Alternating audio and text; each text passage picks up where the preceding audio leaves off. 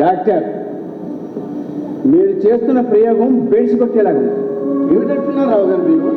రాత్రి అన్వేష్కి అనుమానం వచ్చింది. మనకి రాని అనుమానం ఆమెకి ఎలా వచ్చింది? అన్వేష్కి సందీప్ మొగుడు కాబట్టి. ఈ సమస్య నుంచి బయటపడే మార్గం ఆలోచించండి. ఆమె తండ్రి ఆమె డాక్టర్ కలిసి ఆమె మోసం చేశానన్న షాకు తట్టుకోలేదు కాబట్టి. దీనికి అంతటికి కారణం మీరే. నేను ఆనాడే వద్దాను. మీరే బలంతో ఒప్పించారు. రామందుని చాలా పెద్ద బలహీనత రావు గారు. అది ఎలాంటి వాళ్ళ చేతనైనా తప్పు చేయిస్తుంది. సరే ఇప్పుడు ఏం జరగబోతుంది ఏమో. నేను కవిని కాదు, రచయితని కాదు, జరగబోయేది ఊహించడానికి. అయినా మనం బుర్ర బద్దలు కొట్టుకోవడం దేనికి? ఆ పీటను అడిగితే సరిపోలే. వాడు యూజ్లెస్ ఫెలో. ఎవరిని డాడీ తిడుతున్నారు? ఎవరిలోనేమ్మా. అంతేషా అవునా? Fine doctor. Daddy Deepu AD? Deepu ఉదయం నుంచి కనబడలేదమ్మా. Daddy I'm sorry. ఎందుకమ్మా? రాత్రి మీతో అతను నా దీపు కాదేమో డాడీ అన్నాను కదా, అందుకు. రాత్రి ఆవేశంలో దీపుని కూడా నానా మాటలు అన్నాను డాడీ. కానీ తర్వాత ఆలోచిస్తే పాపం అనిపించింది. తనకి పెద్ద యాక్సిడెంట్ జరిగిందని, కనుక పూర్తిగా కోలుకోలేదని, ఓ డాక్టర్ గైడెన్స్లో జీవితాన్ని గడుపుతున్నాడన్న విషయాన్ని పూర్తిగా మర్చిపోయింది.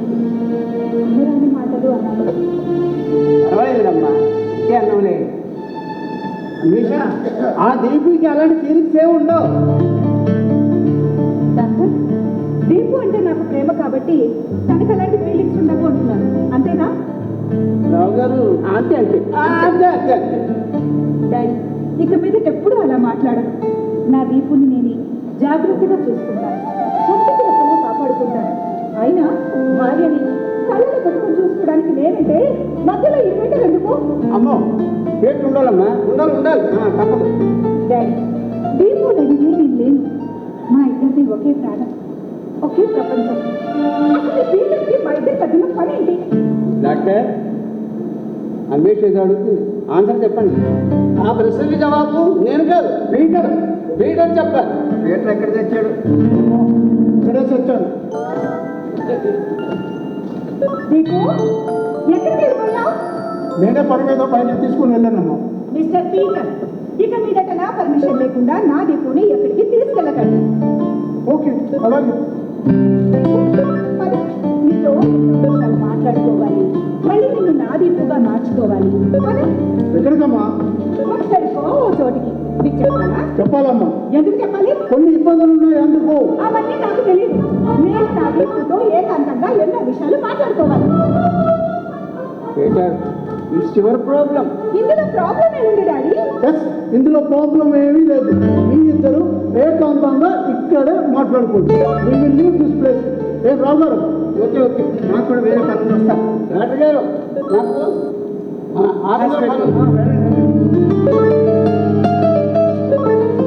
Best of luck both of you.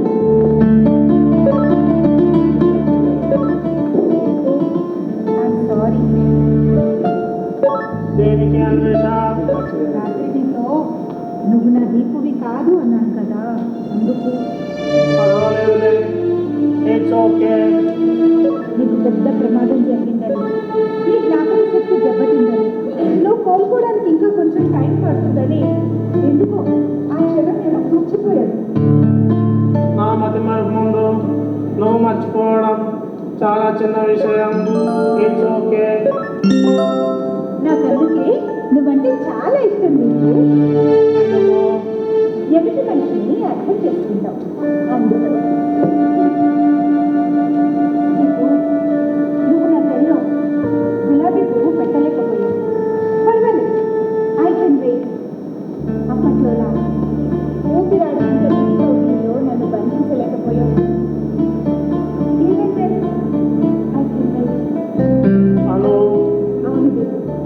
ఇవాళ కాకపోతే రేపు కాకపోతే మళ్ళీ మన జీవితాన్ని మనం మామూలుగా ఎంజాయ్ చేస్తాం. ఆ నమ్మకం రాకుంది. ఏమంటావు? అవునంటాను. మన కోసం అందమైన భవిష్యత్తు ఎదురు చూస్తుంది. రావడమే ఆలస్యం. పెద్ద పెద్ద ఆశలు లేవు నీకు. నేను జోక్ చేస్తే నువ్వు నవ్వితే చాలు.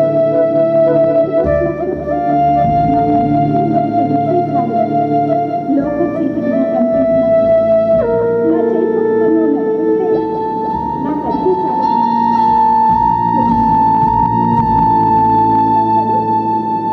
చెప్పు మాట్లాడి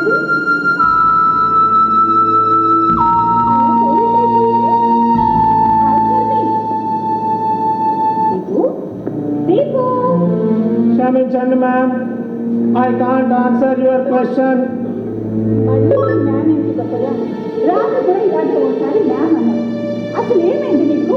దీపు నేనే దీపు. ఎక్స్క్యూజ్ మీ అన్వేష, మీ ఆయనతో మాట్లాడింది చాలు, మీరు ఉన్నావు. Anvesha, don't be emotional. అతను ఆరోగ్య పరిస్థితి ఇంకా పూర్తిగా కుదిరపడలేదు. ప్రస్తుతం అతను ఎలాంటి ఎమోషన్స్ క్రియేట్ కాకూడదు.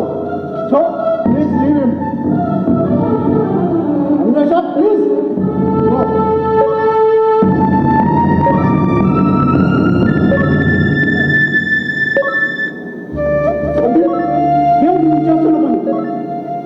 Yes sir.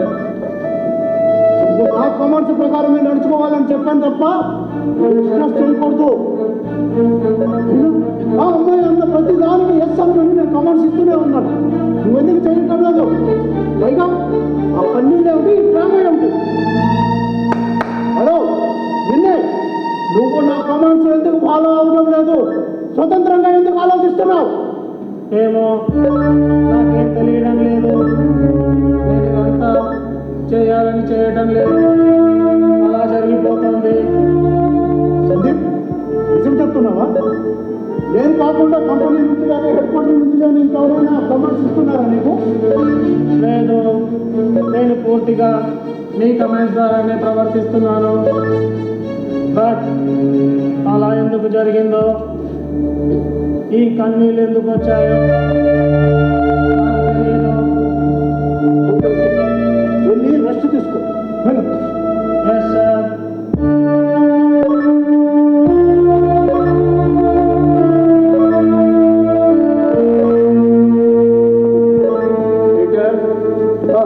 రావు గారు, సందీప్ని కంపెనీ వరకు పంపించి వస్తాను. ఎక్కడ సిస్టంలో ప్రాబ్లం జరిగింది. ఆ ప్రాబ్లం ఏంటో నాకు అర్థమైంది. స్ట్రేంజ్, ఈ మరబొమ్మలు తయారు చేసి కంపెనీ మనిషిని నాకే అంతుపట్టిన ఎర్రర్ మీకెలా తట్టిందో? మనిషిని కాబట్టి, ఆ సంఘర్షణ ఏమిటో ఎందుకో తెలిసింది కాబట్టి ఈ సందీప్ని ట్యూన్ చేసే ప్రోగ్రాంలో ఎక్కడో చిన్న ఎర్రర్ జరిగింది. లేదు, ఓ బొమ్మని మనిషిగా ప్రవర్తించమంటూ ఎర్రర్. అలా ప్రవర్తిస్తూ ఆ మనిషిని కేవలం బొమ్మలాగే ఉండాలనుకోవడం ఇంకొక ఎర్రర్. అంటే అది బొమ్మే కావచ్చు, మీ అధిపత్యుల ప్రకారం నడుచుకునే యంత్రమే కావచ్చు. కానీ ఆ యంత్రానికి మీరు చెప్పే పని మనిషిలా ప్రవర్తించండి, మనిషిలా స్పందించండి. సోమా, అందులో ఏమైనా కష్టం అవుతుంది? కష్టం ఉందో లేదో అతని స్థానంలో నువ్వు ఒక్క క్షణం ఉండి ఆలోచిస్తే తెలుస్తుంది. మనిషిలో ప్రతిరోజు మనిషికే చాలా కష్టం. అటువంటిది మీరేమో బొమ్మని మనిషిలా ఉండబట్టి మీరు సమస్యని పక్కదారి పట్టిస్తున్నారు. ఎందుకైనా మంచిది కంపెనీ వరకు వెళ్ళి ఆ విషయం ఏమిటో కనుక్కొని వస్తాను. అక్కర్లేదు, నేనే చెప్తాను. సందీప్కి స్వేచ్ఛనివ్వండి. పూర్తి స్వేచ్ఛనివ్వండి.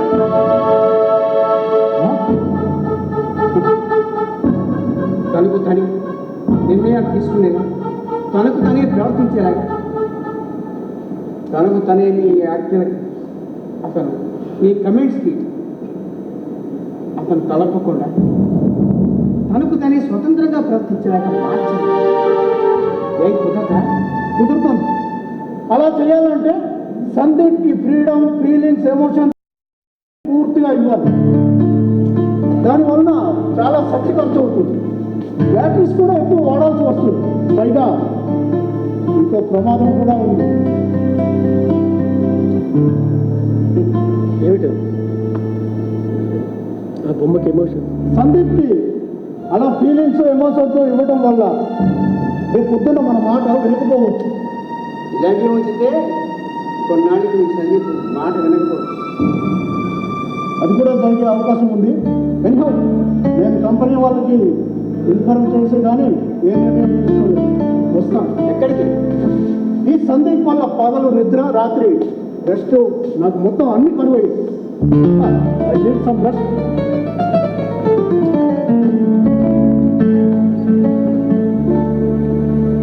డాడీ అమ్మా, దీపు ఏడి? నీకు రెస్ట్ తీసుకుంటాడమ్మా. డాడీ నేను ఒక నిర్ణయం తీసుకున్నాను. ఏమిటమ్మా అది? ఇక్కడ నుంచి నా దీపుని నేనే జాగ్రత్తగా చూసుకుంటాను.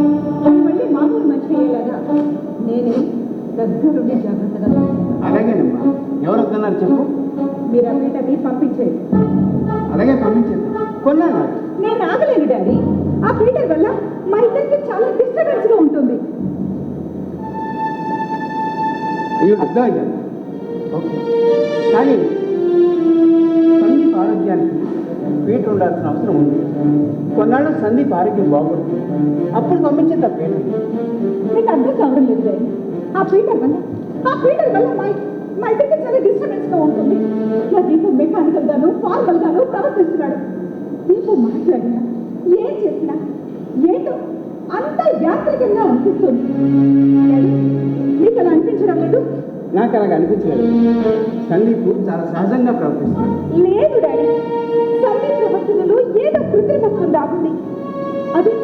అది మా ఇద్దరి మధ్య పెద్ద అగాధాన్ని సృష్టిస్తుంది.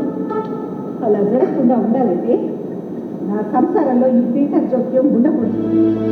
నేను వంటని కాదంటలేదమ్మా, కానీ డాడీ మీరు ఇంకేం ఆలోచించకండి. వెంటనే ఆ పీటర్ని ఇక్కడి నుంచి పంపించేయండి. మీరు కనుక ఆ పని చేయకపోతే నేనే అతని మీద పోలీస్ కంప్లైంట్ ఇస్తాను. Yes, వైద్యం పేరు చెప్పి నా సంసారంలోనూ నా ఏకాంతంలోనూ జోక్యం కలిగించుకుంటానని అతని మీద పోలీస్ కంప్లైంట్ ఇస్తాను. డాడీ, నాకు ఈ ప్రపంచంలో నా దీపు ముఖ్యం, ఇంకెవరు కాదు.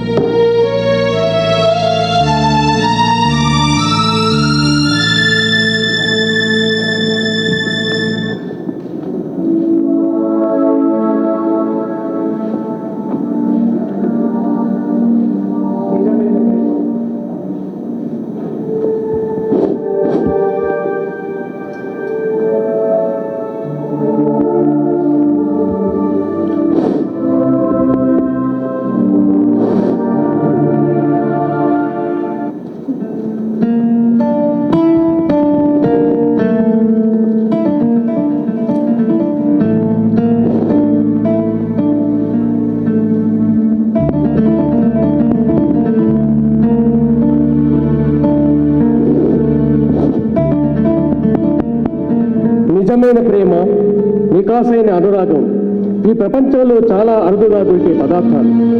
అన్వేష చూపించిన ప్రేమానురాగాలు మన బొమ్మను కూడా చెలింపజేశాయి, కన్నీళ్లు పెట్టించాయి. అన్వేష తండ్రికి ఇప్పుడు పెద్ద సమస్య. పీటర్ అండ లేకుండా సందీప్ మనగడ కష్టం. సందీప్ లేకుండా అన్వేషకి మనగడే ఉండదు. అన్వేషకి పీటర్ జోక్యం ఇష్టం లేదు. ఈ సమస్యకి పరిష్కారం ఏమిటి? ఆ తండ్రి మనసు ఇప్పుడు ఒక కల్లోల సముద్రం. తెరచాపల్లేని నావల్ లాంటి ఆలోచనలు గమ్యం తెలియక ఊగిసలాడుతున్నాయి.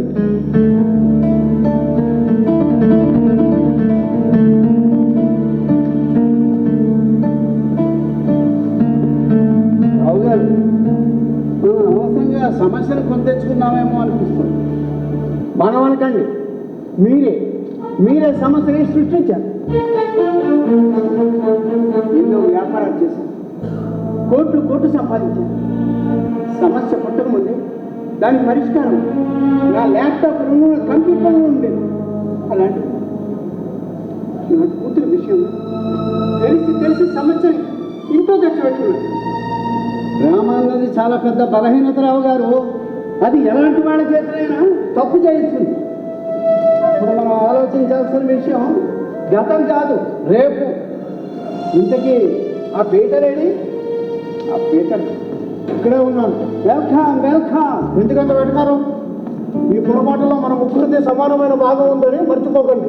పరిష్కారం కూడా మన ముగ్గురికి ఉంది. రావు గారు, నిన్న కంపెనీకి వెళ్ళి సందీప్ని తయారు చేసే మెకానిక్స్తో మాట్లాడారు. సందీప్కి ఫీలింగ్స్ ఇవ్వటం వల్ల తెలుసుకున్నాను. అయితే వెంటనే సందీప్కి ఫీలింగ్స్ ఎమోషన్స్ ఇచ్చేయండి. ఆ తర్వాత ఇంకో కొత్త సమస్య గురించి చర్చించారు. రావు గారు, ఎందుకైనా మంచిది, మీరు బాగా నిర్ణయించుకొని ఆలోచించండి. సందీప్కి ఫీలింగ్స్ ఎమోషన్స్ ఇవ్వటం వల్ల కొన్ని ప్రమాదాలు ఉన్నాయి. ప్రమాదాలు ఇప్పటికే చుట్టూ ఉంటే ఏదో ఒక ప్రమాదం మన కాటేకి మనం కానివ్వండి. ఓకే, మరో అరగంటలో సందీప్ పరిపూర్ణ మానవుడిలా నవ్వుతాడు, నవ్విస్తాడు, ఏడుస్తాడు, ఏడిపిస్తాడు, నిజమైన మనిషి కంటే గొప్పగా కనిపిస్తాడు. ఇంకో సమస్య అన్నారు, ఏమిటది?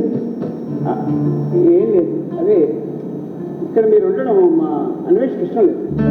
అయితే వెంటనే నేను సందీప్ని తీసుకొని వెళ్ళిపోతాను. పని మీద బయటికి వెళ్ళానని చెప్పండి. నేను లేకుండా ఇక్కడ సందీప్ ఉండడం అసాధ్యం, ప్రమాదం. అర్థమైందా?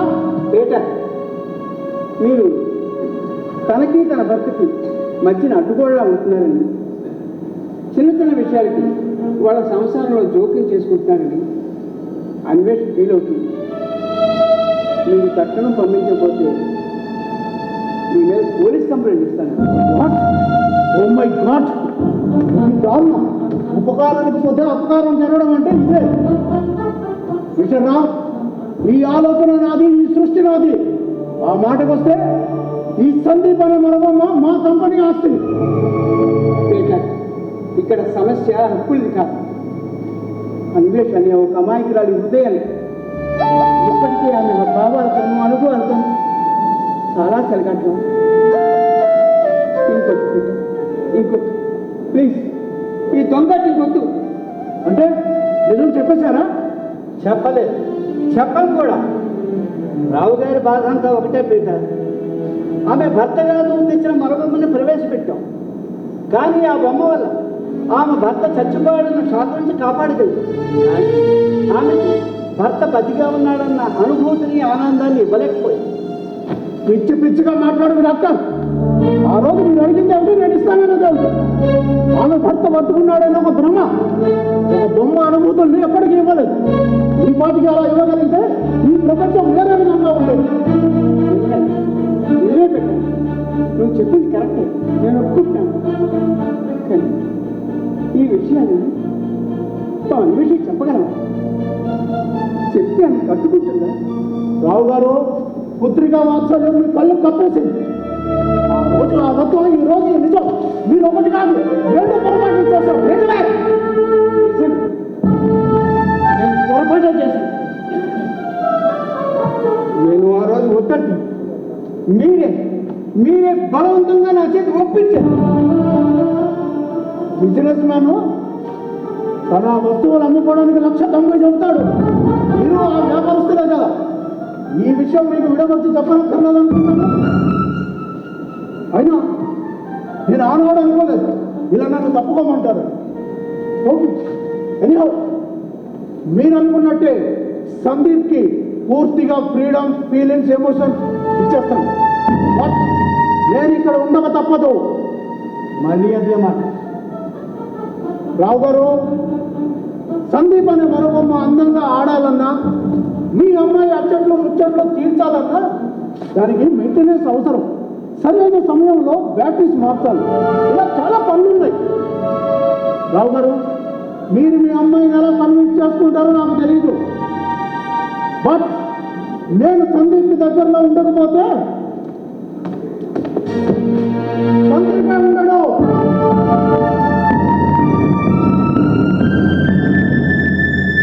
కంగ్రాచులేషన్స్ రావు గారు, మీరు అనుకున్నది సాధించారు.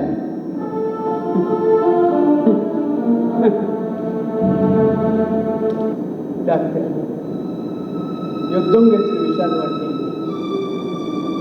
రాజ్యం గెలిచినందుకు సంతోషపడాలి, సైనికులు చచ్చిపోయేందుకు బాధపడాలి.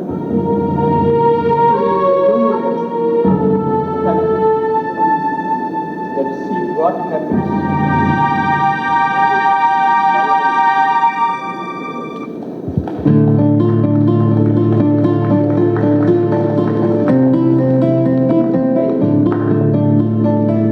పీటర్ సందీప్ సందీప్కి పూర్తి స్వేచ్ఛనిచ్చాక ఆనందం, దుఃఖం, కష్టం, సుఖం ఇవన్నీ అతనికి తెలిసేలా చేశాక అన్వేష ఆనందానికి అంతులేదు. ఆమెకు మరణించిన భర్త సందీప్ మళ్ళీ కనిపించాడు. ఆమె ఈ ప్రపంచాన్ని మర్చిపోయింది. తన భర్త కళ్ళలో వెలుగులు విరజమ్మే ప్రపంచాన్ని చూసింది. సంతోష కాంతులు నిండిన సురలోకాన్ని చూసింది. ఆమె ప్రేమకి హద్దులు అవధులు లేవు. Yes, Laila Majnu, Romeo Juliet, Salim Anarkali, Qutub Shah Bhagmati, Anvesh Sandeep. ప్రతి కథకి ఓ సత్యం ఉంటుంది, ఓ మలుపు ఉంటుంది. సందీప్ ఒక బొమ్మ అని అన్వేషకు తెలియదు, అది సత్యం. ఆమె చవిచూపిన ప్రేమానురాగాల సంగీతం వింటూ వింటూ తానొక బొమ్మనని సందీప్ మర్చిపోయాడు. ఇది మలుపు.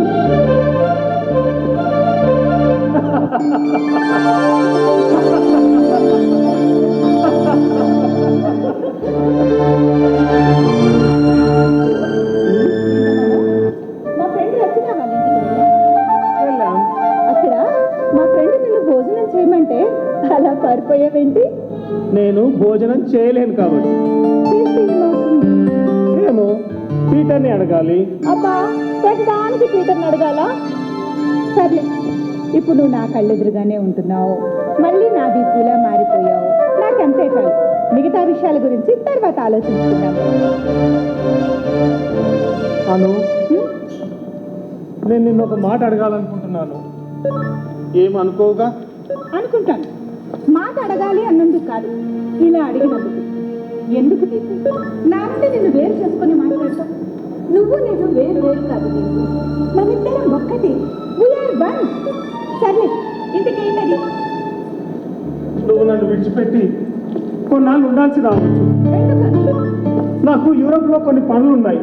దీపు, జరిగే విషయాల గురించి మనం మాట్లాడుకుందాం. జరిగిన విషయాల గురించి టైం వేస్ట్ చేయడం నాకు ఇష్టం ఉండదు. నువ్వు నా మాట విను, నేను వెళ్ళాల్సి రావచ్చు. అయితే నీతో పాటు నేను కూడా వస్తాను. మీరు ఒక్కనే వెళ్ళాలి. కుదరదు, నేను ఒప్పుకోను. ఎందుకు కుదరదు? ఎందుకంటే నిన్ను విడిచిపెట్టి కాబట్టి.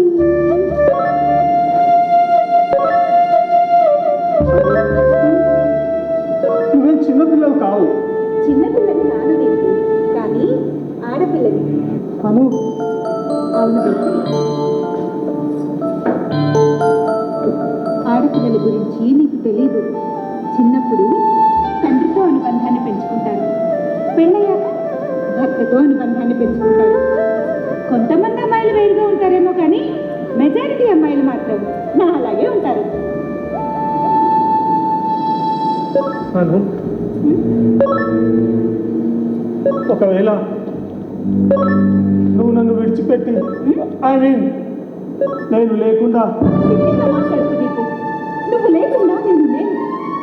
కన్ను నేనైతే చూపు నువ్వు, ఊపిరి నేనైతే శ్వాస నువ్వు, గుండె నేనైతే చప్పుడు నువ్వు. నువ్వు నేను వేరు వేరు కాదు దీపు, మనిద్దరం ఒక్కటి. అను, వద్దు, ఇక చాలు, నేను వినలేను. Deepu, what's wrong with you? ఏమైంది నీకు? నీకు ఎలా చెప్పాలో, ఏ భాషలో చెప్పాలో తెలియడం లేదు. అసలు చెప్పాలో చెప్పకూడదో కూడా అర్థం కావడం లేదు. వద్దు, నేను చెప్పనివ్వండి. నేను ఈ నరకం భరించలేను. ఏమైంది దీపు నీకు? దీపు, దీపు! సందీప్, స్టాప్.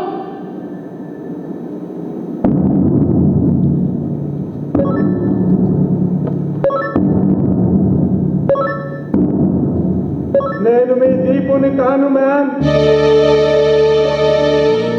నేను ఒక రోబోని, మరబొమ్మని.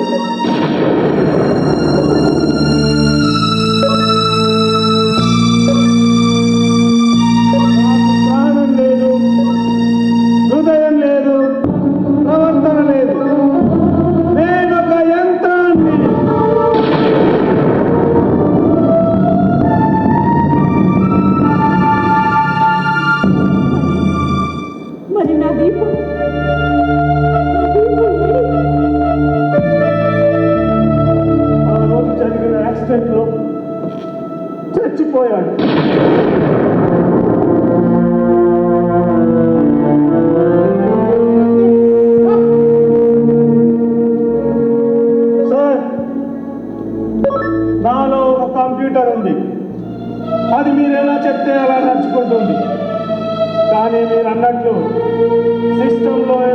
వచ్చేసింది. ఆ ఎర్ర రెక్టిఫై కావాలంటే నేను ఈ కాలకూట విషయాన్ని కక్కేయాలి. నో సార్,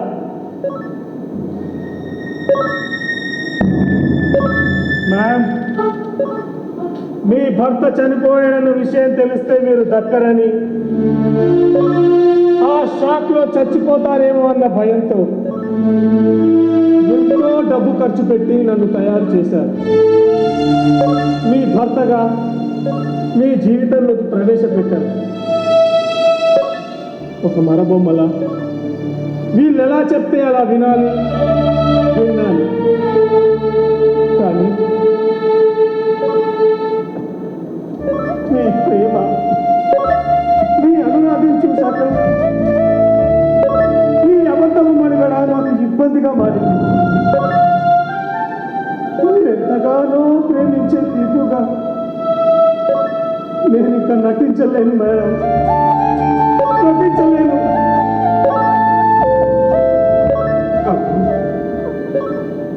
ఈ తప్ప నాకే తెలియదు. నన్ను క్షమించండి, నన్ను క్షమించమ్మా.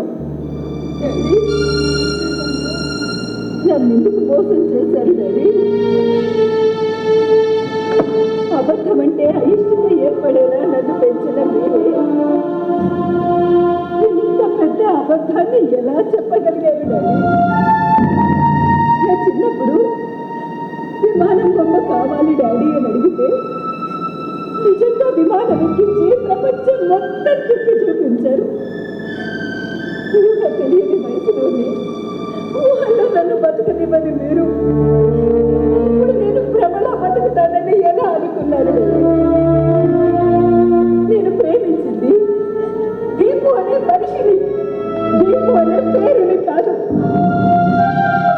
ప్రాణం లేని ఒక బొమ్మే ప్రేమ విలువ తెలుసుకొని తట్టుకోలేక వెలగెల్లాడిపోతుంది. ప్రాణం కంటే ఎక్కువగా ప్రేమించిన నా దీపు ప్రాణాలతో లేడని తెలిసాక నేను ప్రాణాలతో ఉంటానని కూతుర్ని బతికించుకోవడానికి కోట్లు ఖర్చు పెట్టి మరీ బొమ్మని కొన్నాను. చాలా గొప్పది. మళ్ళీ జన్మంటూ ఉంటే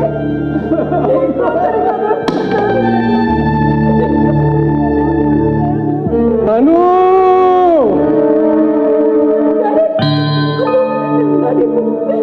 కన్నులు పడి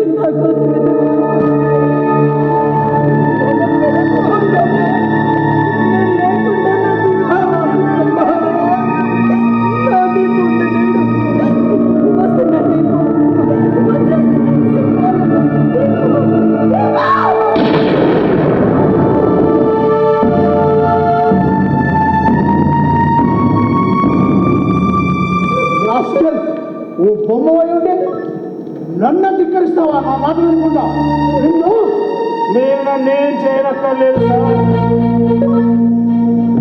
నా గురించి నాకు తెలుసు. I know what I am. నన్నేదో చేయాలని తాపత్రయపడకండి.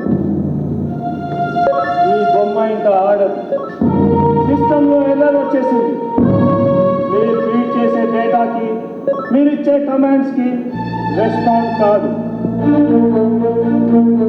ఒక అబద్ధంలో ఆగిపోవడం కంటే ఒక నిజంలా ఆగిపోవడంలోనే ఈ బొమ్మకు సార్థకత ఉంది. Bye sir, bye.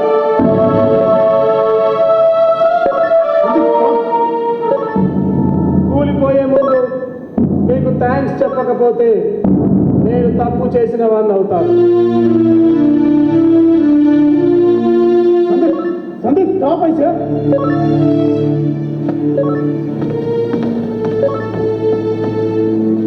ప్రాణం లేని బొమ్మకు ప్రేమను రుచి చూపించారు. జీవం లేని ఈ యంత్రానికి జీవితం విలువ తెలియచెప్పారు. సందీప్ అనే ఈ అబద్ధానికి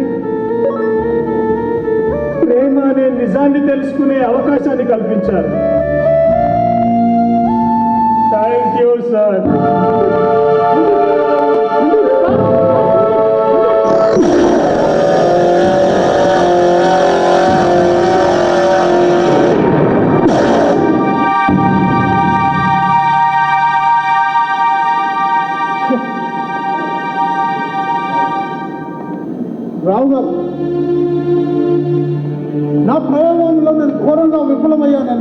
నిజాయితీగా ఒప్పుకుంటున్నాడు.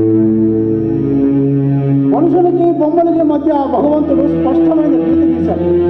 నా అజ్ఞానంతో ఆ గీతను చెరిపేయాలని చూశాను. But I paid. వస్తాను.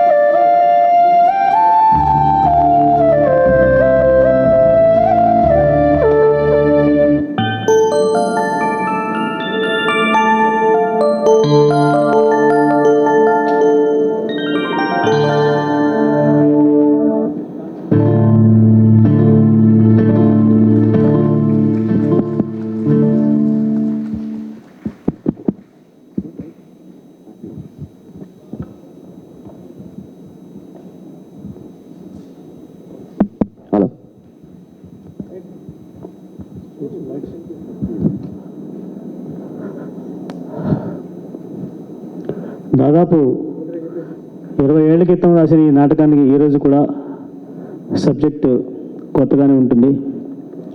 మరి ఈ నాటకాన్ని ఇంతసేపు మీ ముందు ప్రదర్శించిన కళాకారులు పరిచయం చేసుకోవడం మన ధర్మం. ఈ నాటక రచయిత మా శ్రీశైలమూర్తి గారు, అలాగే నాటక దర్శకుడు మోహన్ సేనాపతి. కళాకారులందరూ కూడా ఒకసారి స్టేజ్ మీదకి వస్తే బాగుంటుంది. మా ఉపాధ్యక్షులు రామకోటేశ్వరరావు గారు. కళాకారులు పరిచయం చేసుకునే ముందు మా మిత్రులు, రసరంజనికి ఆప్తులు, ప్రఖ్యాత నాటక రచయిత శ్రీ కంచర్ల సూర్యప్రకాశ్రావు గారు మన మధ్యలో ఉన్నారు. వారిని వేదిక మీదకి రావాల్సిందిగా ఆహ్వానిస్తున్నాం. అలాగే మిత్రులు కిషోర్ దాస్ గారు, రంగస్థల నటులు, టీవీ సినిమా మాధ్యమాల్లో కూడా బహుళ ప్రజాదరణ పొందిన నటులు. వారిని కూడా వేదిక మీదకి రావాల్సిందిగా ఆహ్వానిస్తున్నాం. ఇకపోతే పాత్రలందరినీ, నటుల్ని పరిచయం చేస్తాను. ముందుగా సందీప్, శశిధర్, ఆర్టిస్టులు అందరూ వచ్చేయండి ప్లీజ్.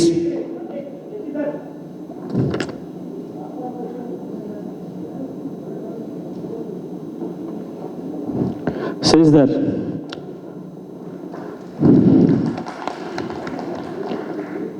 మిస్టర్ రావు, అల్లెన వెంకటరమణమూర్తి,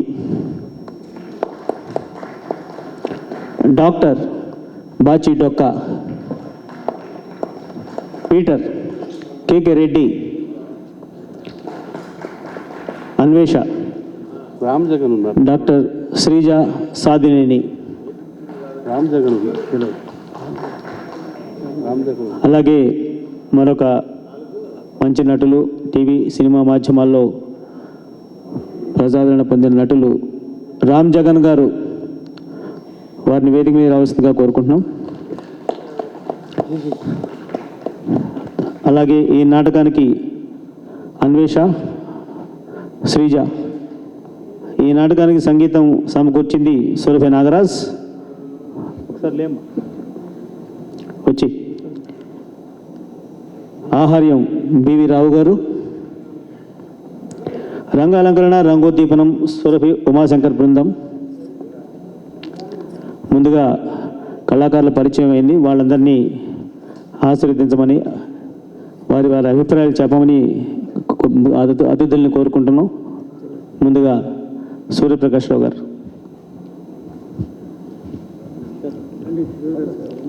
సభకు నమస్కారం. ఇది ఈ నాటకం రాయటం అనేది అంత ఆషామాషం కాదు. నేను 30 నాటకాలు రాశాను, కానీ లేని ఊహించుకుంటూ రాయటం అనేది రైటర్ గారు హ్యాట్సప్. దానిని దృశ్యం చేసిన డైరెక్టర్ ఇంకా అంతకన్నా గొప్పవాడు. అసలు ఆ పాత్రలు నిజంగానే మరబొమ్మలాగానే చేశాడు ఆ తమ్ముడు. ఎక్కడ కన్ను ఆర్పలేదు. అది చాలా నిష్టగా చేసేందుకు అతనికి నేను మనస్ఫూర్తిగా ఆశీర్వాదం చెప్తున్నాను. ఆవిడ నా కూతురు, శ్రీజ అనేది నా కూతురు. అద్భుతంగా చేసావమ్మా. రమణమూర్తి గారు ఈ వయసులో కూడా అంత బాగా, కొంచెం ఇంకా 2-3 రిహార్సల్ పడితే బాగుండేది అనుకుంటున్నాను. ఎనీహౌ, ఏదైనా ఒక మంచి ప్రయత్నం చేసినందుకు మీకు మనస్ఫూర్తిగా నేను అభినందనలు తెలియజేస్తాను. మంచి ప్రదర్శన చూశానని ఆనందంగా ఉన్నాను. కిషోర్ దాస్ గారు చాలా మంచి నాటకం, అందరూ బాగా యాక్ట్ చేశారు, నో డౌట్. ఆ బాచి గారు నన్ను ఎప్పుడు ఆశ్చర్యపరుస్తుంటారు. అంత సరళంగా అంత హాయిగా ఎలా యాక్ట్ చేస్తారు సార్ మీరు? అసలు డైలాగ్ చెప్పినట్టే ఉండదు. నాకు ఉండండి సార్, నాకు నిజంగా ఆశ్చర్యం వస్తుంది. ఈయనలాగా నేను ఎప్పటికైనా నా జీవితంలో చేయగలనా అని. ఒకసారి అందరూ చప్పట్లు. గ్రేట్ యాక్టర్ సార్, ఇంత గొప్ప యాక్టర్ని చూడలేదు.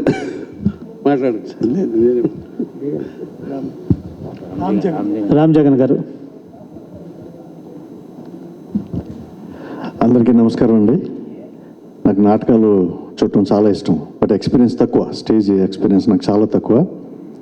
నాకు దైవ సమాన్లు రాళ్ళపల్లి గారు ఫస్ట్ నన్ను స్టేజ్ ఎక్కించారు, ఖమ్మంలో అనుకుంటా.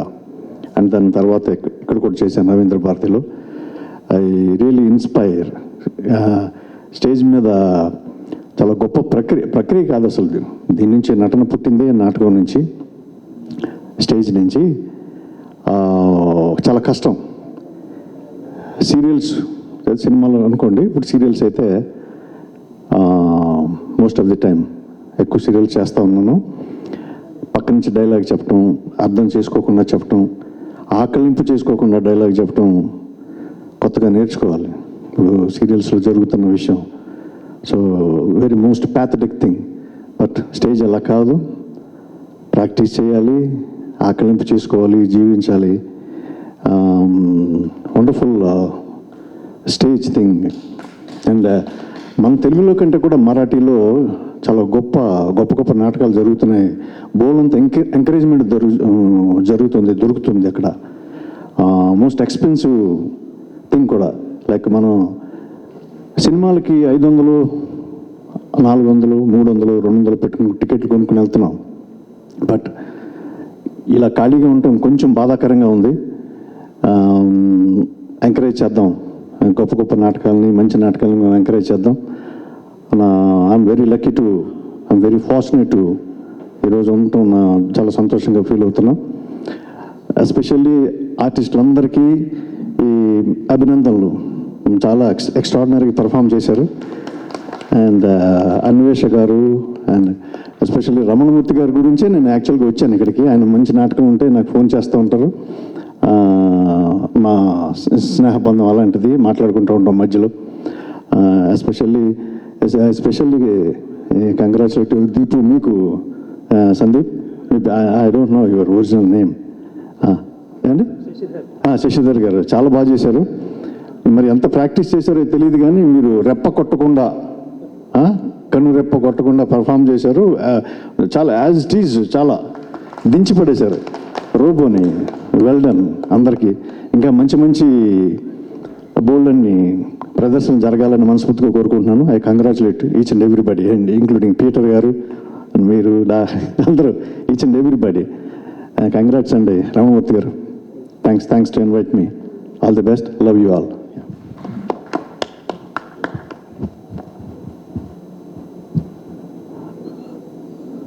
ప్రతి నెలలాగే వచ్చే నెల కూడా నాటకం ఉంటుంది. 23వ తారీఖు ఇంద్రప్రస్థం అనే ఒక నాటకం ఉంటుంది. దాని రచన ప్రఖ్యాత రచయిత స్నిగ్ధ, దర్శకత్వం ఎన్ రవీందర్ రెడ్డి గారు. వచ్చే నెల 23వ తారీఖు ఆ నాటకం ఉంటుంది. ఆ నాటకానికి కూడా వచ్చి రసరంజని వేసే ప్రతి అడుగులోనూ మీ సహకారాన్ని, అభినందనల్ని, ఆశీర్వాదాలను కోరుకుంటూ ఈ రోజుకి సెలవు. 23వ తారీఖు కలుసుకుందాం. శుభరాత్రి.